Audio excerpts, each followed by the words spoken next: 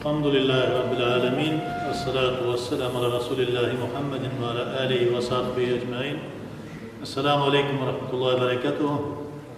Allah subhanahu wa ta'ala hayırlı günler nasip etsin. Hayırlı durmuşlar hemmemizge de. Allah subhanahu wa ta'ala fettekullah, yani takva bulunuz deydi. Takva degen söz Allah Teala'ya ihlas ko'ngildan, muhabbet bilen, Allah Teala'dan korku bilen, Allah Teala'dan korkup hem Allah Teala'nı suyup, şu tıyganlarından tıyılı, kuşkanlarına umtulu, yani haramlardan kaçı, halillerge umtulu degen düşünceni bildirir Allah subhanahu wa ta'ala. Eğer de ko'ngilingde ishqi muhabbet bulmasa, Allah Teala'ga qarata imanın da kamil bulmaz. Qılgan amalin de ihlasdan bulmaz. Şulay endi eğer de ihlas bulmasa, yani ihlasını bulmağı, şu Allah Teala'ga qarata bulgan ishqi muhabbet bulmağı, Allah Teala'nın helaline şuşlar yaratıp yapışmağından, Allah subhanahu Teala'nın haramından, Allah Teala yüz şiirir minnen, özünün muhabbeti minnen şitke koyar. Kıyamet gününde muhabbetli gözü bilen qaramaz mıyım, qaraşı bilen qaramaz deyip, şundan korkum. Hemen de şu Allah subhanahu Teala'nın rizası diyen düşünceye de doğru geliyor. Allah Teala'nın rizasını alır için, Allah subhanahu Teala ana nindi revişte ayta, falanını ütegiz, bunusından tıyılığız, tegisinden başığız deyip, Allah subhanahu Teala bilgirdi bizge. Buna bir şulay Allah Teala bizge kuşkan bir nersesi var, o da olsa inne bir hakikatte de diye Allah subhanahu Teala indallahi thaniyete aşırı eşhur, Allah Teala karşısında yıl eylenesi 12 ay bilen bilgilengendi.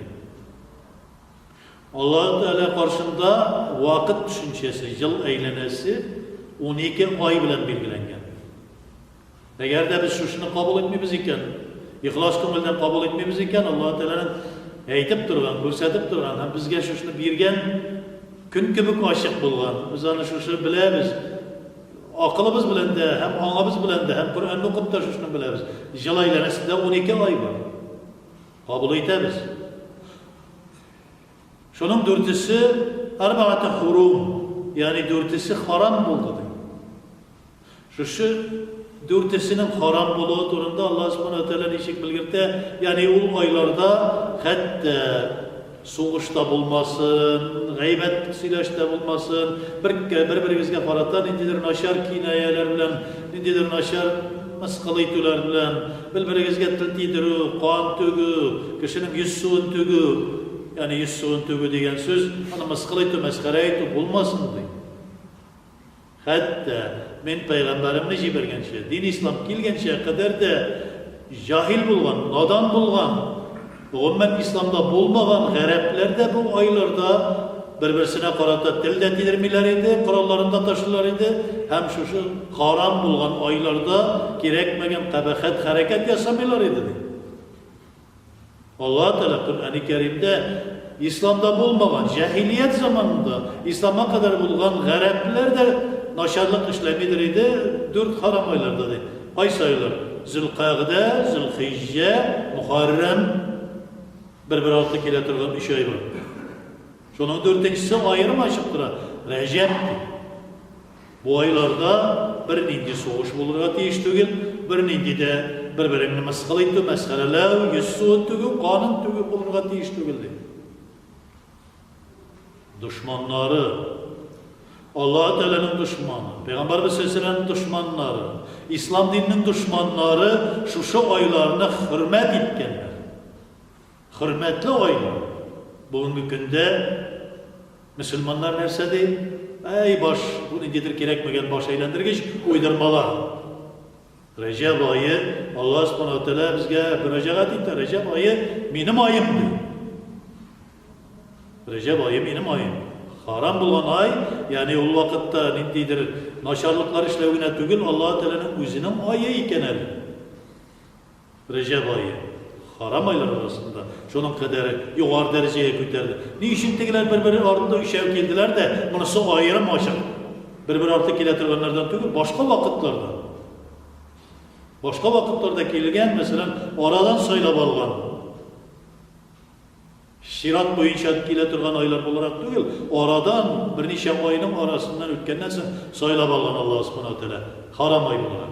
Çünkü bu ayda, bu benim ayım. Bu ayında Allah subhanahu wa ta'ala Muhammed sallallahu aleyhi ve sellem'ni şu kadar hürmetleyen ki Muhammed sallallahu aleyhi ve sellem'nin cismi revişte enisinin karnına düşken vakit. Mağnevi revişte, ruhi revişte miğrajga çıkan vakit. İki vakıya şu ayda. İki vakıya. Bu ayda baritik Allah subhanahu wa ta'ala'ga Allah Teala'nın onurluğuna bilgili bulgan bir gıybadeti bilen karşılarga değişsizdi. Peygamberimiz sallallahu aleyhi ve sellem aytadi. Uraza. Çünkü uraza benim işimdi Allah Teala. Başka bir kim işinde değil o. Kişiler için көрсәтерлек түгел, başka için түгел. Uraza fakat benim işimdi Allah Teala kutsi hadiste. Recep ayı fakat benim ayımdı. Demek ki Recep, ondan Şaban, ondan Ramazan gitti. Recep ayın Allah Teala'nı hürmet edip, onun hürmet edilgen, haram bulgan, Peygamberimiz sallallahu aleyhi ve sellem Habibi derecesindeki bulgan, şu jirge, cismi revişte inip de, cismi hem ruhavi revişte, mağnevi revişte ikilete Allah Teala karşına çıkan vakitte hürmet ettiniz siz dedi. Allah Teala'nın özü için yine bulgan kıymedetten, uraza tutup. Kimdir ete bu yazılmadan bitti. Biz bunu koruyanımız yok. Recep ayında indi uraza, indi ayrım kıymetler bulsun diye. Recep ayında ayrım açık bulgan, tiyişinşe bulgan bir kıymetler var Allah subhanahu wa ta'ala'nın karşında. Nişigin deger de o benim ayım demekte de, biz şunu Allah Teala'ya nişik yapınayız. Elbette o ma halaktul cinne vel ins illa liya'budun. Baratik cinlerini hem eden balaların baratik gıybedet kılır işine yarattım diye Allah Teala aytadi. Demek gıybedetten gene rıza bola bizge. Recep ayında da eğer de özünün bir ayrım aşık gıybedeti bulmasa Allah Teala benim ayım, şu ayımda minağına has bulgan, yani minim için gene bulgan uraza tutuguz demesiydi. Yok, onun hadisleri de yoktu, gileyde bulay yok diyen adamlarga aytası gelir. Hazreti Ali'den gelgen bir hesap hadisleri var. Sünende de var, 4 sünende de var. Müslimlerde de gile, şulayık Malik ibn Enes'ten gelgen hadisler var. Bir köp hadis yintiklarında. Peygamberimiz sallallahu aleyhi ve sellem bu meselede ayrım açık söylüyor. Recep ayının birinci kişisinde, bugün Çarşambeden yani ertege akşamdan tutunup Pençişembege Sredadan şitverip Recep ayı kira inşallah Teala bilgilengen. Kalender boyunca kurarız. Şu akşamda ayrım açıp bir ibadetle tutunabız Allah subhanahu teala'nın ayın hürmetle karşı alabız. Çünkü bu Ramazan'a bir adım atlaytırgan ay. Eğer de biz Recep ayında Allah Teala kuşkan ibadetini ütemedik de Şaban ayında Peygamberimiz sallallahu aleyhi ve sellem'in şefaat kılatırgan bir beraetin karşı almadık da mümin Müslümanlarının bulgan Ramazan ayında nişik bayram etmemiz? Ay boyunca bayram etmemiz. Ramazan ayı ay boyunca bayram. Niçin? Çünkü Ramazan mümin Müslümanlar ayı. O ayda Ramazan ayında tevbeler kabul edilir. Recep'te Allah subhanahu teala ibadetlerini kabul edip Şaban'da Muhammed sallallahu aleyhi ve sellem'e bütün şefaat mümkünlüklerini aşıp beraat kılıp Ramazan ayında mümin Müslümanlar tevbeye gelip girerler. Tevbe ayına gelip girerler. Nindi ayı Ramazan ayı? Günahlardan mağfiret, Allah subhanahu teala'nın rahmeti birinçine, günahlardan mağfiret, hem üçüncüsü tamuktan necet, tamuktan kutulu. Şaban'da neyse? Beraat. Beraat degen söz Allah subhanahu teala özünün bütün rahmetini yöneldirir bize. Beraatın iki mağnası var. Birisi yani yüz şiiri, müşriklerden yüz şiiri, lakin mümin Müslümanlar karşılayıp beraat kılar. Allah karşı şu şefaatini nasip etti Peygamberimiz sallallahu aleyhi ve sellem. Recep nerse demek? Recep Allah subhanahu teala karşısında sen delillerge, ispatlarga deyiş bulasın özünün Allah teala'ga karata bulgan özünün halatini, Birinchi kişinde o'zining namozi bor. Nafil namozi bilan qarshi olamiz. Birinchi kunin uroza bilan qarshi olamiz. Birinchi kunida ana G'imatul Islom degan kitobda da, shunday boshqa kitoblarda da, hadis yetiqlarida da keltiriladi bu hadis. Birinchi kishin birinchi kunin uroza bilan qarshi olsalar, Rajabni Allah subhanahu wa ta'ala o'zining rahmatine eriştire turgan qul bitib qabul etdi. Rizolig'ini nasib etdi. Biz narsa izlaymiz. Allah Teala'nın rizolig'ini izlaymiz. İsteymiz. Şunu ardından yuguramiz. Birinchi kunni, Rajab oyining birinchi kunida uroza tutdi ise kishi Allah Teala rizo bo'ldi bu qildim.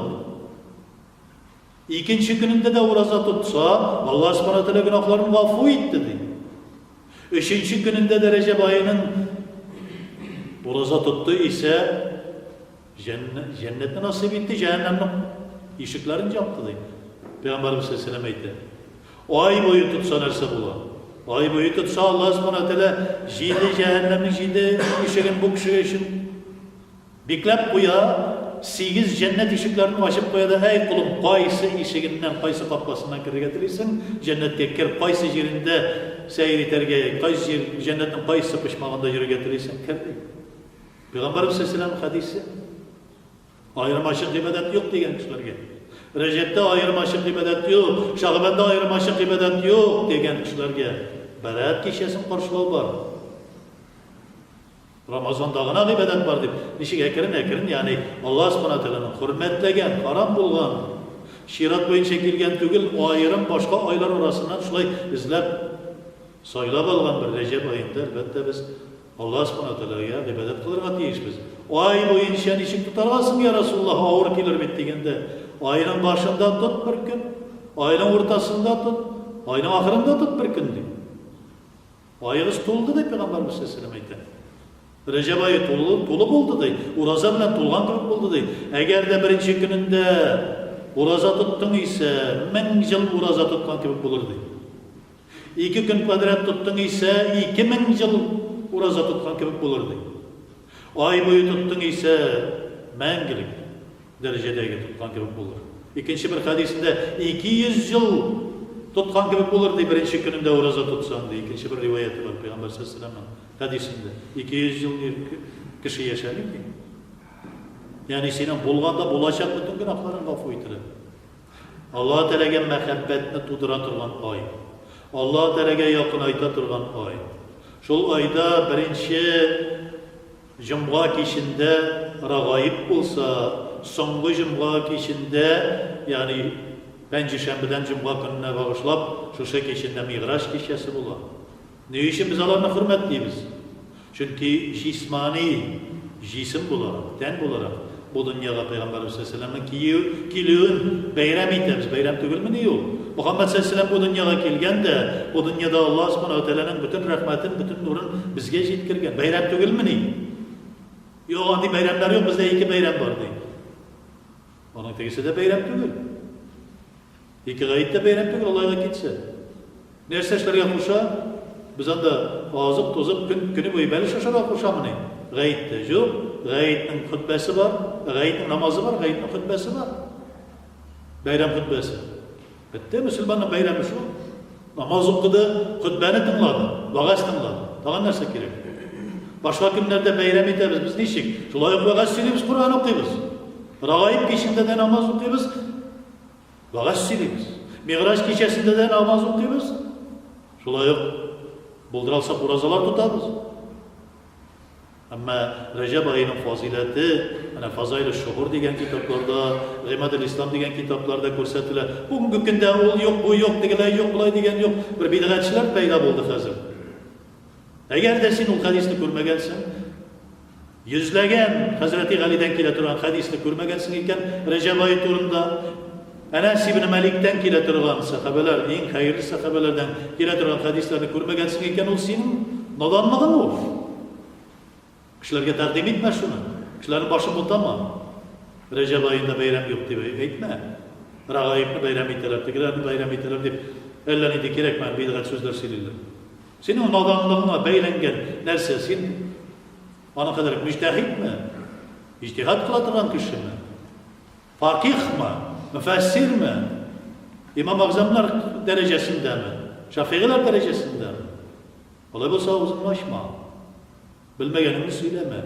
Recep ayında Allah subhanahu teala benim ayım deyip kutsi hadiste ettiyse, uraza bilen karşılarız deyip Peygamberimiz sallallahu aleyhi ve sellem ettiyse, çünkü uraza Allah Teala'nın kedip ettiyse, sen nerse ona inkar ettirgen bataşasın. Kim buldu? Şuna göre bulduralım şey. Yani şu çarşambeden pençeşemge bugünne dualar kılıp namazlar okup, şolay uraza bilen inşallah şolay şimdi rağayip kişisinde karşılarız. Çünkü yol bizim için şatlık. Mi'racında inşallah şatlanıp karşılarız. Kim Recep ayında uraza tutsa, ondan sonra Şaban'ı kuşsa, ondan sonra Ramazan'ı tutsa, o ömür boyu, özünün ömrü boyu uraza tutup, ömür boyu tövbede bulgan derecede kişi bulup tanılır. Allah-u Teala karşında Allah-u Teala'nın rızalığını alır. Allah subhanahu teala hem bizden de rıza olsun, hem bize de hayır nasip etsin. Rabbena atina fid dünya haseneten ve fil ahireti haseneten ve qina azaban.